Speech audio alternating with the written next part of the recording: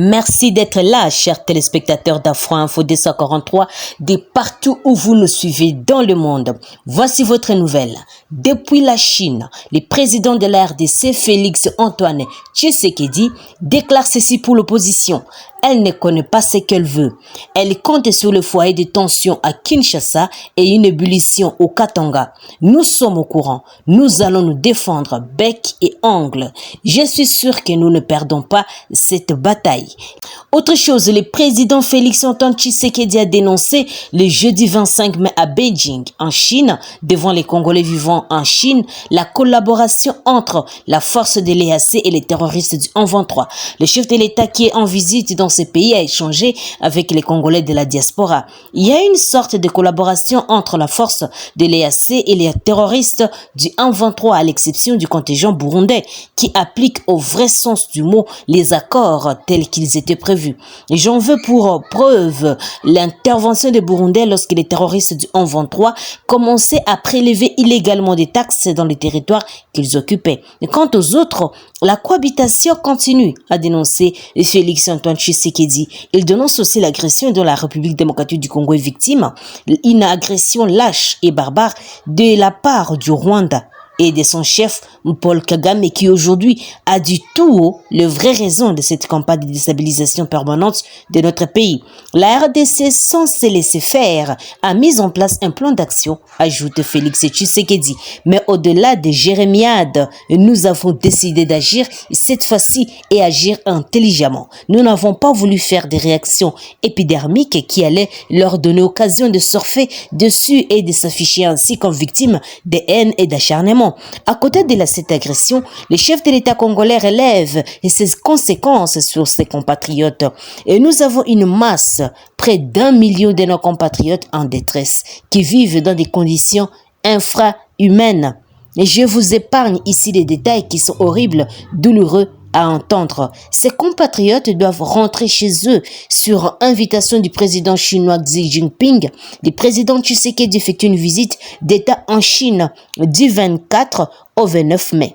Le chef de l'État congolais va aussi, selon l'ambassade de Chine en RDC, le premier ministre chinois Li Qiang et le président du comité permanent de la paix, Zhao Leji. Le président de la République démocratique du Congo a entamé sa visite d'État en Chine, accompagné de la première dame, Denise Nyakiro. Félix Tshisekedi est arrivé à Beijing ce mercredi 24 mai 2023 autour de 22 heures locales. Selon la cellule de communication de la présidence qui rapporte l'information via son compte Twitter, l'objectif de cette visite officielle du chef de l'État congolais en Chine est de redynamiser des relations bilatérales sino-congolaises. Et dans son agenda en Chine, Félix Tshisekedi va rencontrer son homologue Xi Jinping et aura des échanges avec l'entreprise chinoise. Des protocoles d'accords bilatéraux, notamment à caractère économique, seront signés au profit des peuples de deux pays, précise la presse présidentielle. À noter par ailleurs qu'au vu de la diversité des dossiers à traiter, les présidents de la RDC se fait accompagner dans ses déplacements de 9 ministres et de membres du cabinet présidentiel. Autre nouvelle, le président Félix Antoine Tshisekedi s'est entretenu au téléphone avec le secrétaire d'État américain Anthony Blinken sur la violence actuelle, sur la situation sécuritaire humanitaire désastreuse dans l'est de la RDC le mardi 23 mai dernier. Comme les rapporte Mathias Miller, porte-parole de l'ambassade des États-Unis en RDC, Anthony Blinken a exprimé sa profonde préoccupation pour de personnes tuées, blessées, déplacées et rendues vulnérables par la violence. Dans la foulée, les deux personnalités ont discuté de l'importance et de l'urgence du retrait et du désarmement du 123 conformément au communiqué de Luanda. Il a noté les appels des États-Unis au Rwanda pour qu'ils mettent fin à son soutien au 123 et a réitéré la nécessité pour tous les acteurs étatiques de cesser de collaborer avec les forces démocratiques de libération du Rwanda et d'autres groupes armés non étatiques. Les secrétaires Blinken et le président Tshisekedi ont discuté de l'importance et de l'urgence du retrait de ces désarmements et aussi du désarmement de ces terroristes du 123 conformément au communiqué de Luanda et pour toutes les parties de s'acquitter de leurs obligations du communiqué de Luanda et de s'engager dans le cadre du processus de Luanda et de Nairobi, rapporte Matthew Miller. Anthony Blinken indique que cette source a réitéré sa préoccupation concernant les discours de haine et des rhétoriques clivantes. Et le secrétaire d'État américain a aussi souligné le droit du peuple congolais à manifester pacifiquement pour exprimer ses préoccupations et ses aspirations et l'engagement des États-Unis en faveur d'élections libres et équitables en République démocratique du Congo. Les manifestants demandent pardon, main en l'air, et ils décident de vider les lieux.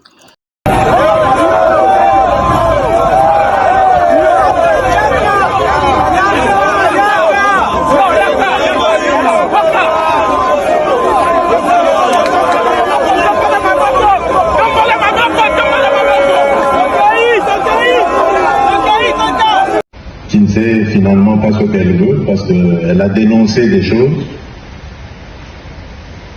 Elle a dénoncé la CENI, elle a dénoncé la Cour constitutionnelle, et finalement, ces mêmes opposants ont rejoint quand même le processus.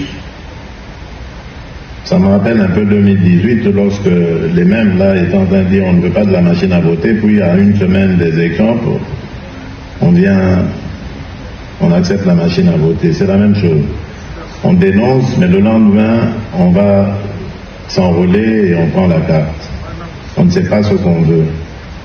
Et ça rejoint exactement les mêmes velléités de cet horrible voisin qui veut déstabiliser la République démocratique du Congo à l'Est et maintenant amener le foyer de tension au cœur de Kinshasa, tout en comptant aussi sur une ébullition du côté du Katanga.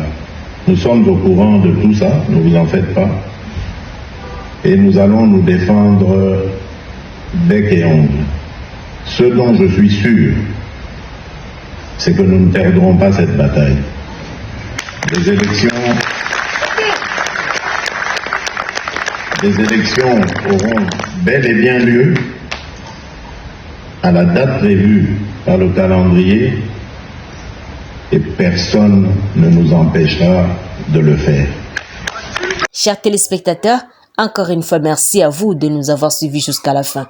N'oubliez pas de vous abonner, d'aimer, de partager et de nous laisser un commentaire tout en nous signifiant la ville ou le pays que vous nous suivez. Je suis Santi Chesenga depuis la province de l'Ituri pour Afro Info des 43. Au revoir.